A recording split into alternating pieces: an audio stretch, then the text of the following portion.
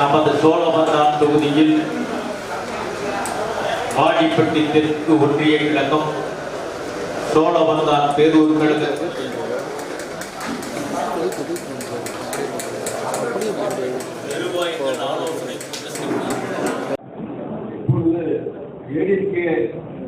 கட்சி இப்பொழுது வரும் கடுமையான சூழ்நிலை இருப்பதால் பிரிந்து ஓட நிர்வாகிகளையும் தலைவர்களையும் ஒன்று சேர்க்க வேண்டும் என்று என்னுடைய தாழ்மையான வேண்டுகோள். இதை தலைமை அரசுக்கு நீங்கள் தெரிவிக்க வேண்டும்.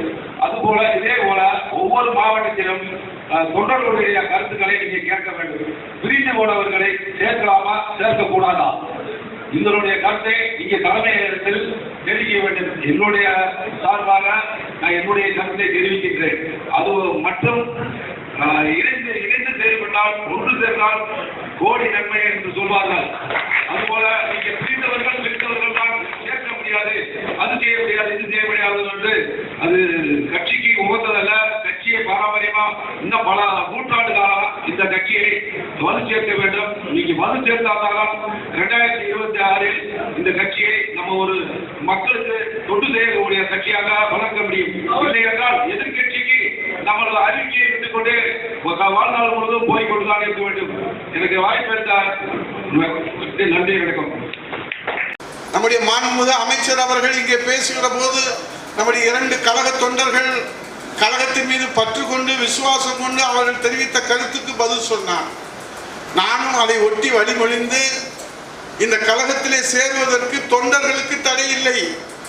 எத்தனை கோடி தொண்டர்கள் வந்தாலும் அவர்களை சிவப்பு கம்பளம் விரித்து வரவேற்பதற்கு நிர்வாகிகளுக்கு நாம் சேர்ப்பதற்கு நம்மிடத்திலே உரிமை கொடுத்திருக்கிறார் எடப்பாடியார் அவர்கள்.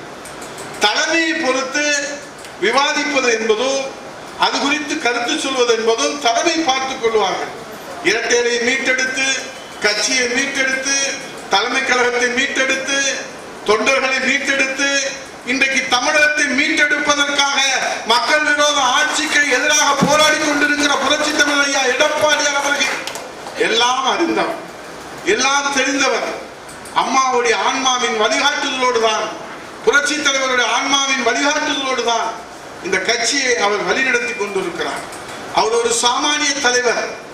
இவ்வளவு மன உறுதியும் நெஞ்சுறுதியோடும் அவர் வழிநடத்துகிறார் என்று சொன்னால் அம்மாவின் ஆசியும் புரட்சி தலைவர் ஆசியும் அவருக்கு பரிபூரணமாக இருக்கிறது.